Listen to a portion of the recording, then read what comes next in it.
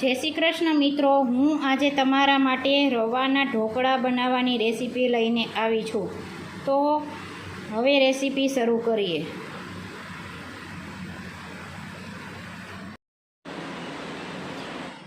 રવાના ઢોકળા બનાવવા માટે સૌ પ્રથમ આપણે 1 કપ રવો લઈશું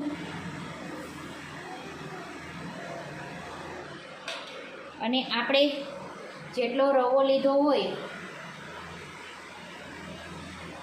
એનો અડધો કપ આપણે દહીં લઈશું,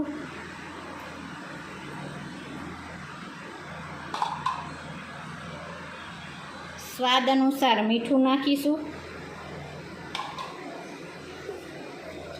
અને 1 ચમચી તેલ નાખીશું। હવે એને સારી રીતે આપણે મિક્સ કરી દઈશું અને થોડું થોડું પાણી ઉમેરીશું।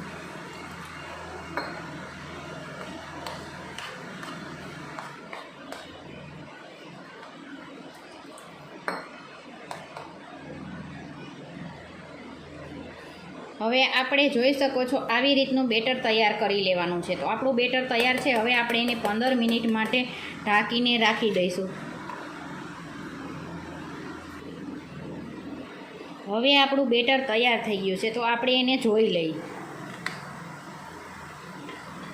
તો એકદમ સેટ થઈ ગયું છે। તો હવે આપણે એમાં ઈનો ઉમેરીશું। ઈનોની જગ્યાએ તમે બેકિંગ સોડાનો અથવા પાવડરનો પણ ઉપયોગ કરી શકો છો। તો મેં અહીંયા 1 ઈનો લીધો છે। એને એક્ટિવ કરવા માટે આપણે થોડું એમાં પાણી ઉમેરીશું। હવે બરોબર એને હલાવતા રહીશું।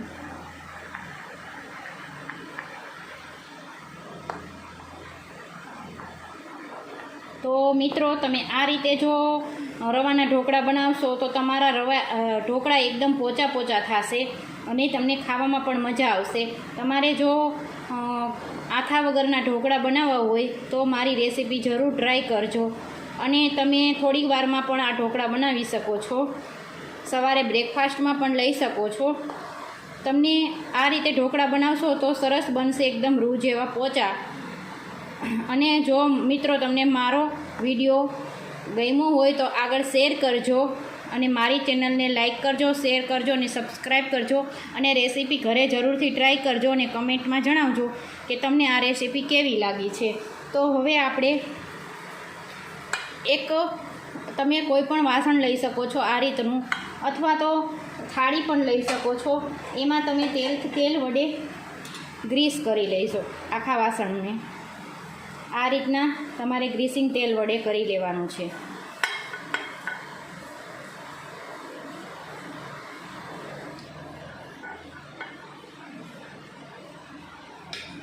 હવે આ બેટર તૈયાર થઈ ગયેલું છે, તે આપણે સારી રીતે હલાવી અને આ મોલ્ડમાં નાખી દઈશું।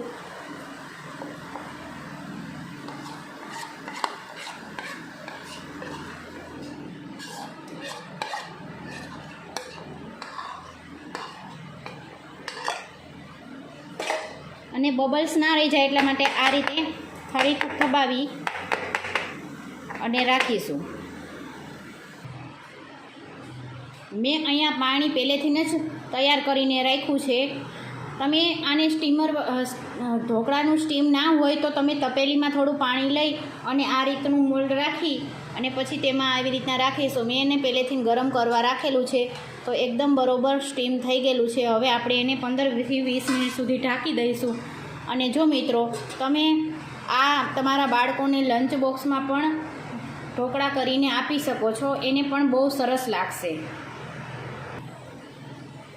હવે આપણે ચેક કરી લઈશું કે આપણા ઢોકળા બરોબર સ્ટીમ થઈ ગયા છે કે નહીં।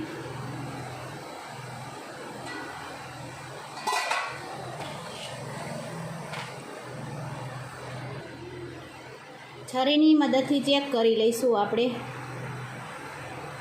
તો આપણી છરી એકદમ કોરી નીકળે એટલે આપણે સમજી લેવાનું કે આપણા ઢોકળા એકદમ સ્ટીમ થઈ ગયા છે, નકર આપણે થોડી વાર સ્ટીમ થવા દેવા પડે।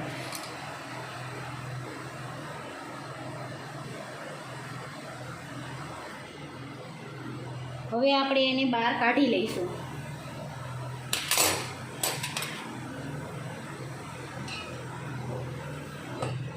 અને રૂમ ટેમ્પરેચર ઉપર રાખી દઈશું.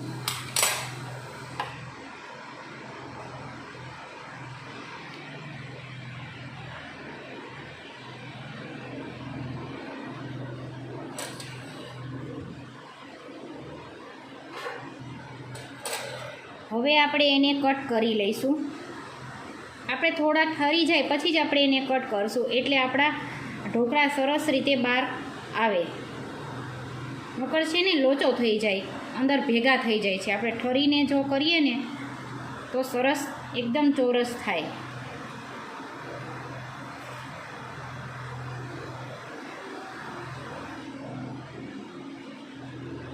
વઘાર કરવા માટે આપણે વઘારિયું લઈશું.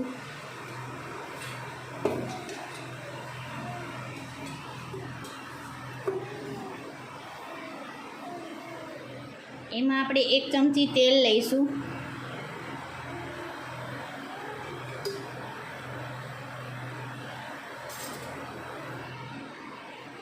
હવે તેલને થોડું ગરમ થવા દઈશું.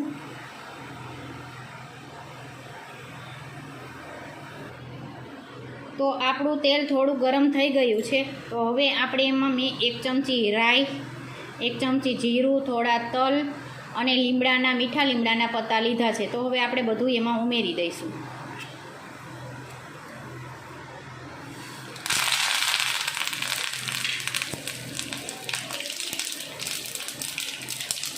તો હવે આપણે એને જે ઢોકળા બનાવ્યા છે તેમાં આપણે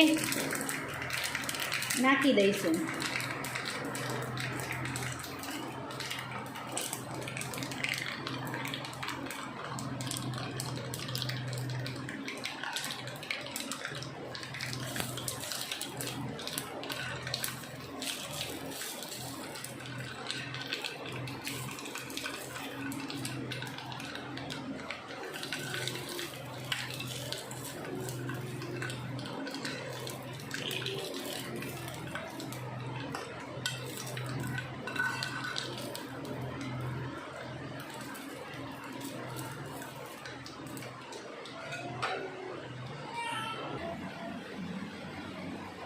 તો તમે જોઈ શકો છો કે ઢોકળા કેટલા પોચા થયા છે.